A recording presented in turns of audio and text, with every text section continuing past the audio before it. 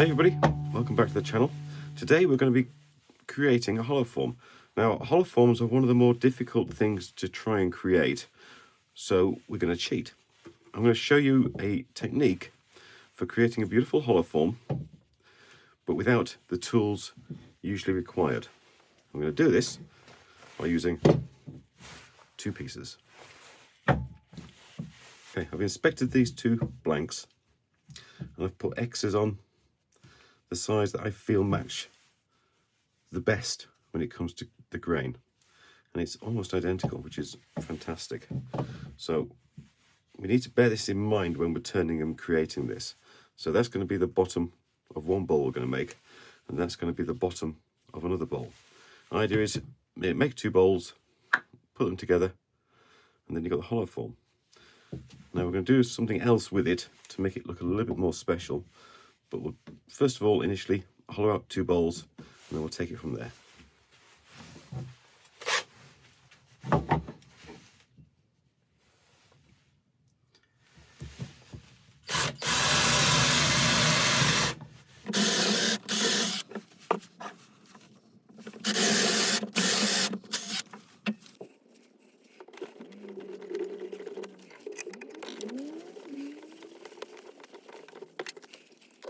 Okay, we're going to create two fairly similar bowls, almost identical, except one is going to have a recess in the bottom and the other one's going to have an external tenon. You'll see why in a little while. Right, let's go and sharpen up.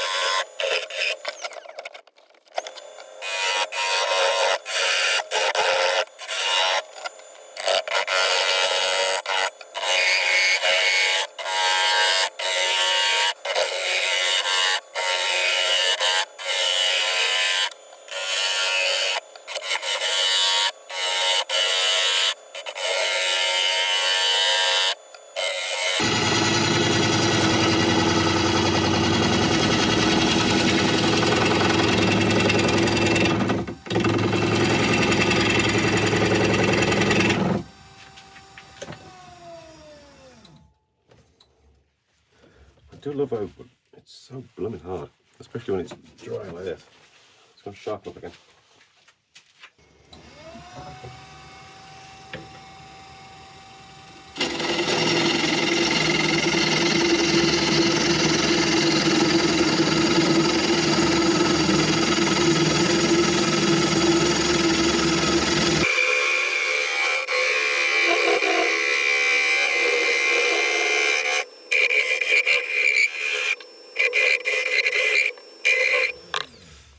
Right, I'm getting the outside curve somewhere near. I don't have to be exactly at the moment. We can worry about that when we've got the two halves joined together. Right, I'm going to put the recess on this one.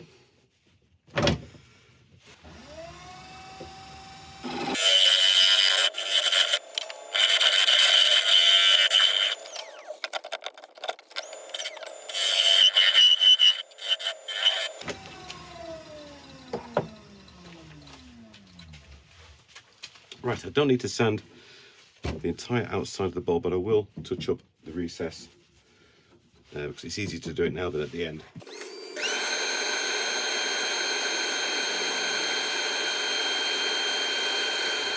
Okay, that's one half of one side done. Ugh.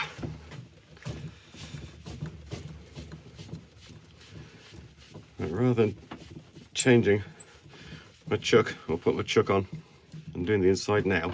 I'm going to do the outside of the second bowl just to save time.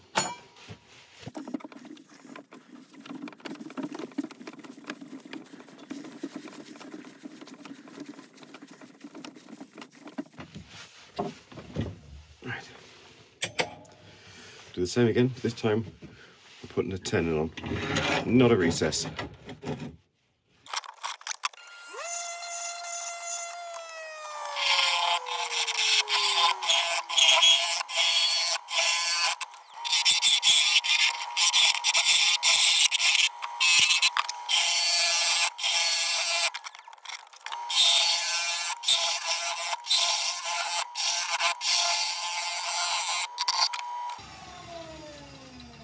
Okay.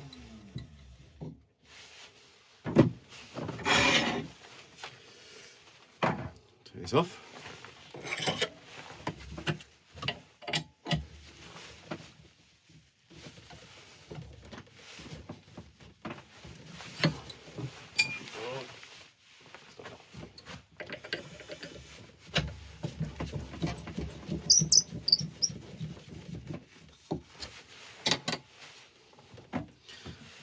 So now if we look, we've got the makings of a hollow form. Right, so now we need to hollow these two out and get them joined. Cool, going well.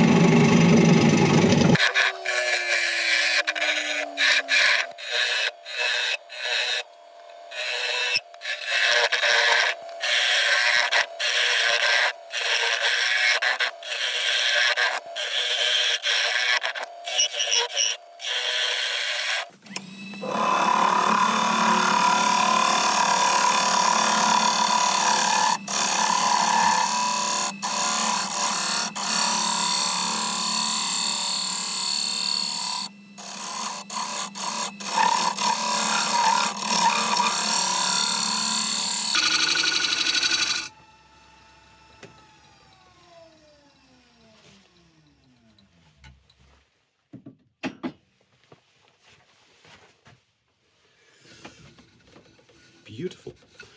The scraper that was given to me by Dave, a viewer in America, looks absolutely amazing. It's the first chance I've had to use it because I just made the handle for it very recently. But that is fantastic. Because it's at a 45-degree angle, it acts like a shear scraper as opposed to a normal scraper. And you can virtually can't feel any of the end grain. That is amazing. Wow.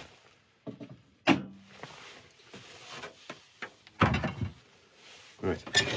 I need to make some sort of index on this lip to put these when we put these bolts together, so it sits nice and true. So I think I'll just do that now. I'm gonna make sure that they're both nice and square.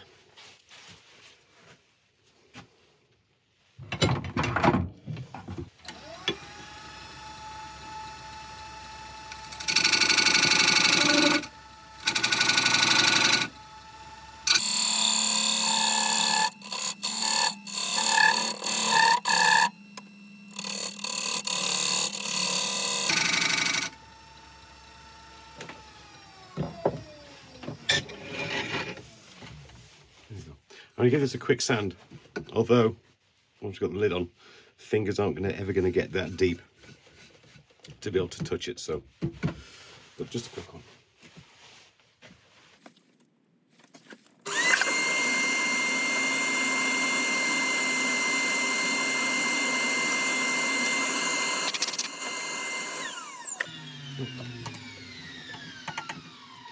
Take this one off and put on the other.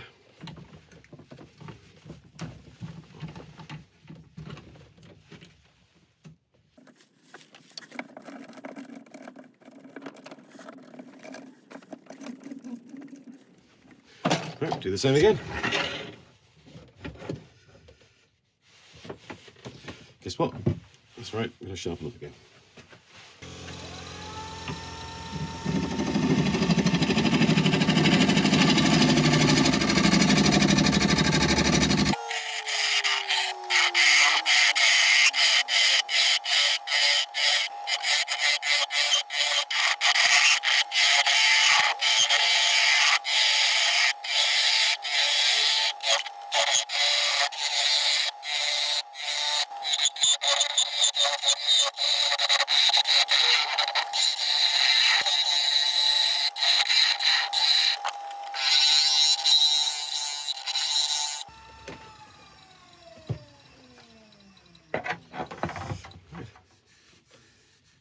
Pretty much the other half done.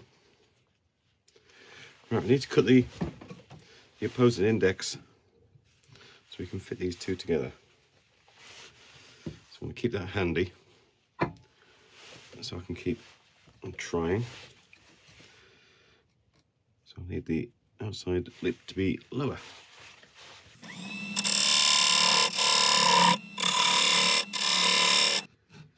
It needs to be smaller, further in.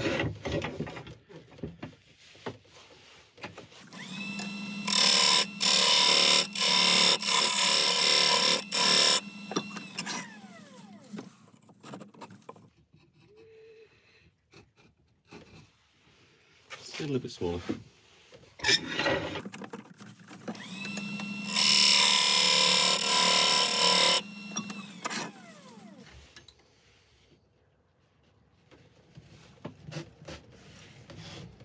Beautiful.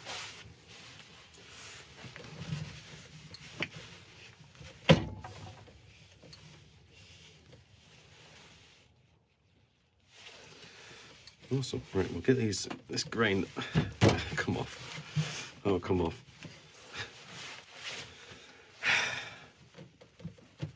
Thank you.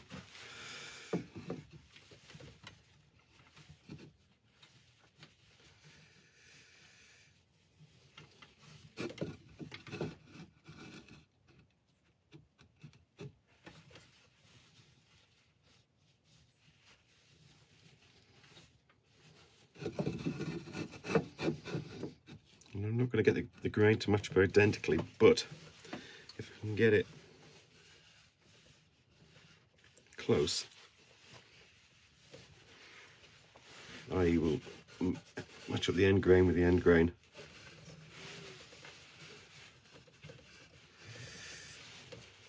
How does that look?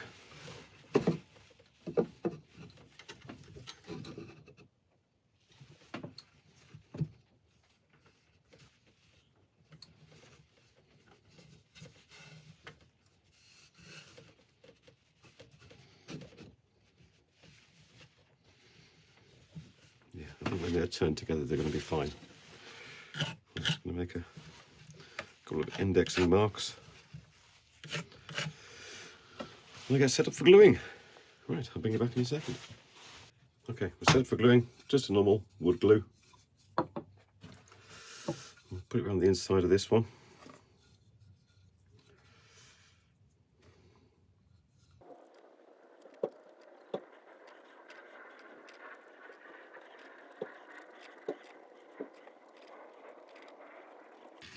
That should do it. Now, get our indexing marks. Right, to help this set, I'm just going to bring up the tailstock.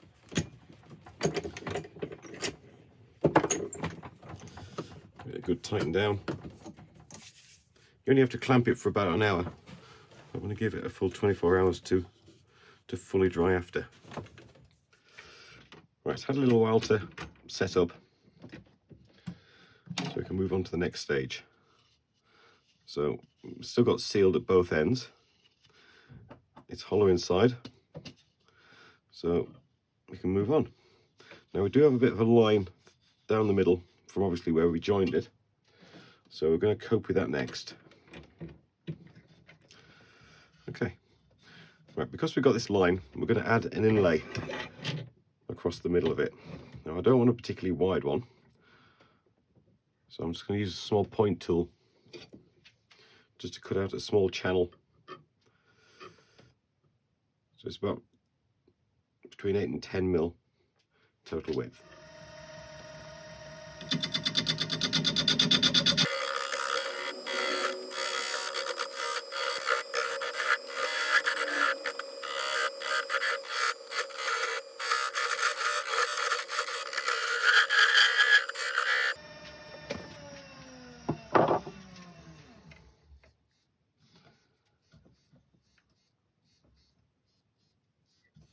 Okay, that should do it for now.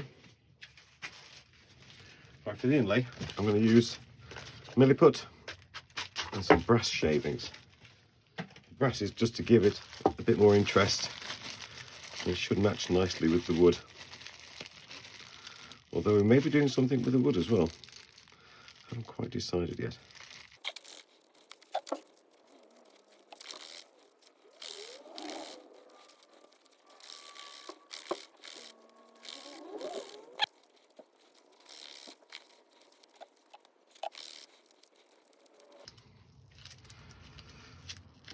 Okay, make a little well, as it were. I'm just putting a bit of brass shavings.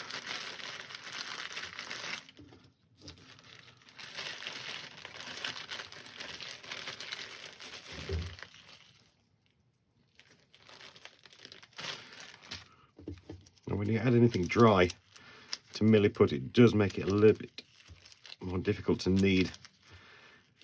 And it tends to get a little bit crumbly, so don't add too much at once.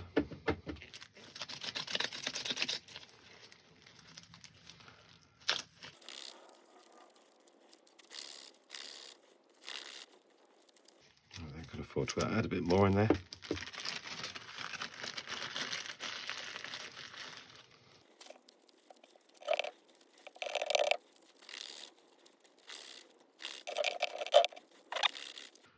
I'll tear a few pieces at once, roll it out into a thin strip and start pushing it into the recess we've made.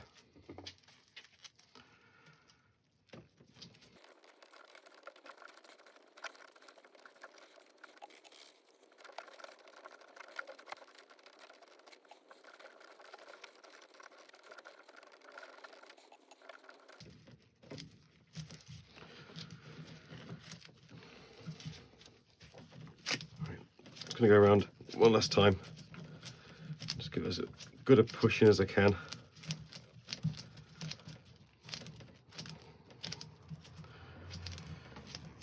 That's it. I'll let that set for a good few hours and we can turn it down. Okay, this has had a good time to dry. So before we start shaping this and creating our opening, I just want to turn this back and see what effect we've managed to make with the milliput and the brass.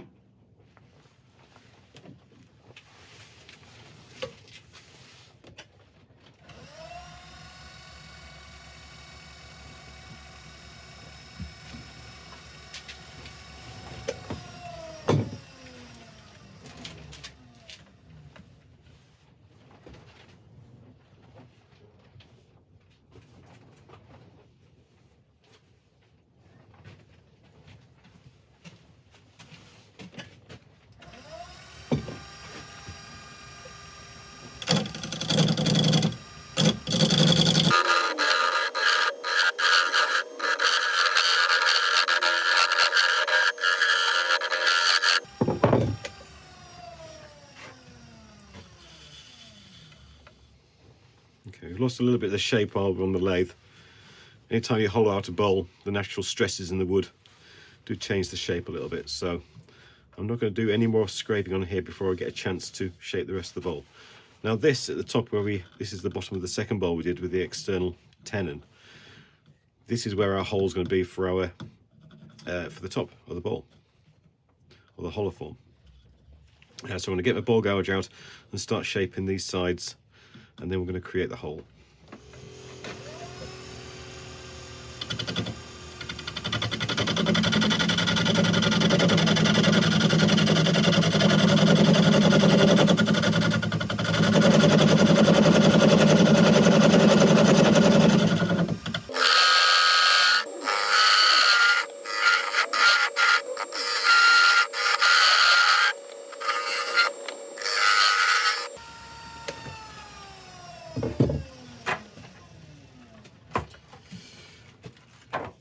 Now our next decision is to decide how big do we want this opening.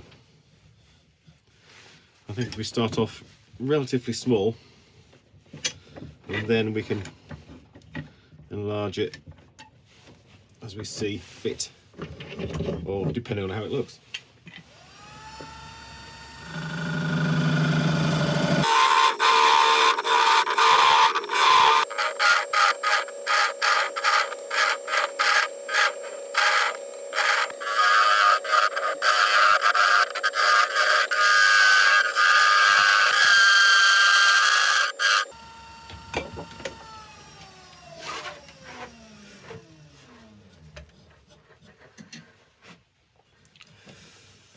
It's quite a nice little hole.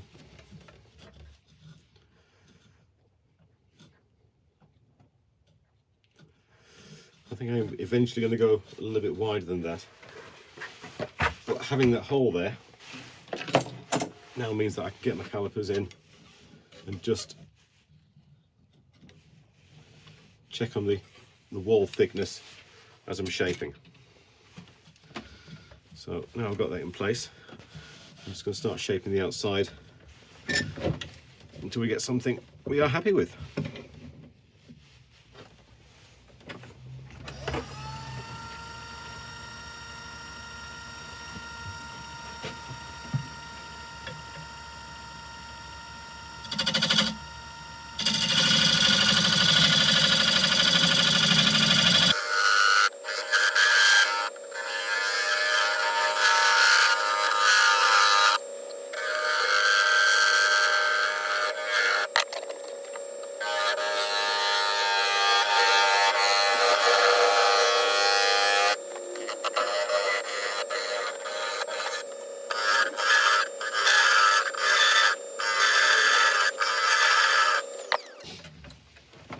Let's have a good look at this.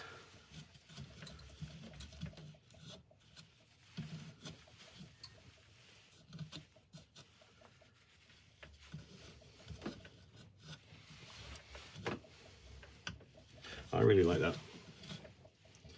I think that's quite an unusual design. I think it's going to be striking when we get this thing finished. Right, I'm going to spend a bit of time sanding this outside, and then we'll take you on to the next step, which is, it's going to be interesting.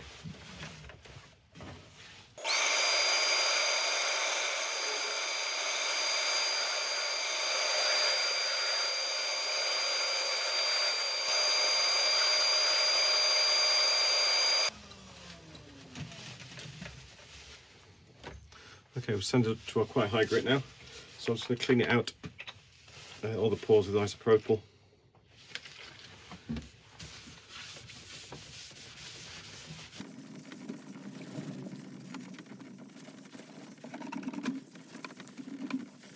Okay, now this at the moment, I think it looks pretty good. And we've polished it now, it would be quite a nice piece. But I want to try and take this a little bit further. What I've got here is an ebonizing fluid, which I make up myself, and it's a mix of iron 2 sulfate, a white vinegar, and a few other bits and pieces, which will heavily darken the oak itself. As you can see there, it's gone almost black straight away.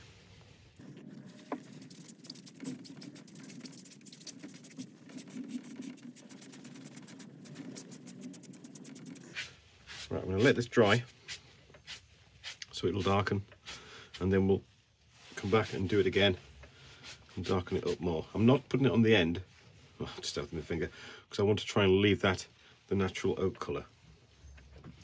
Right, we'll let that do its thing.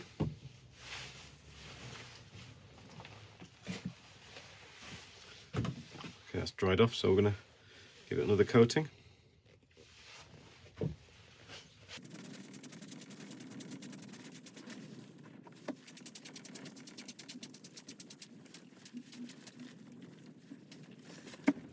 Okay, that's 2 coats on now. So I'm just going to come back in here and trim up this edge again so we get a nice crisp line on the edges. There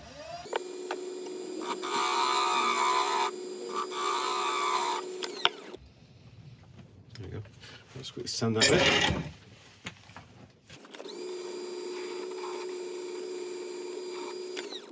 I'm just going to denib the whole lot with 1000 grit wool.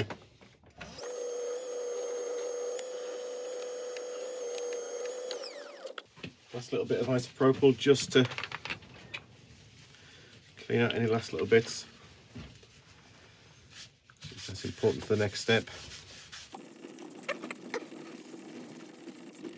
Now, I could use a normal polish on this, but I want to go for the Hampshire Sheen embellishing paste wax, which will put a gold embellishment into all the grain, and hopefully that will help contrast with the brass in the milliput and make this something a little bit more special. Okay, now it's important you don't put a sealer on before you put this embellishing wax in, because that would just defeat the object. The sealer would seal the pores and you wouldn't get it in, or it wouldn't be anywhere near as effective as it would be normally.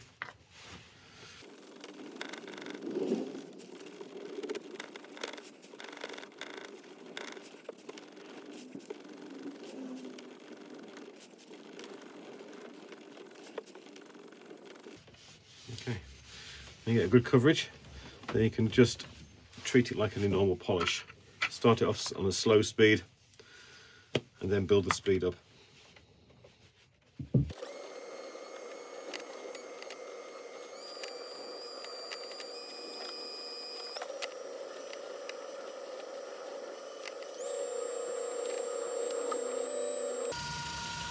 Right, I'll take this off the lathe and we'll take a closer look at what we've done.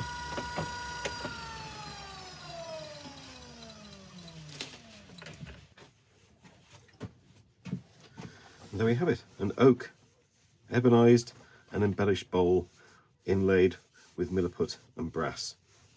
I think this is a very, very effective bowl, and it can be done quite easily with just normal, usual bowl turning tools. There's nothing I've used which is anything out of the ordinary, apart from the ebonizing fluid, which, you know, you can buy or you can make yourself fairly easily. If you've enjoyed today's video, I would really appreciate you hitting that like and subscribe button, and if you leave a comment as well, then you'll be entered into the giveaway when we get to 1,000 subscribers. But apart from that, thank you very much indeed, and I'll see you next time. Thank you.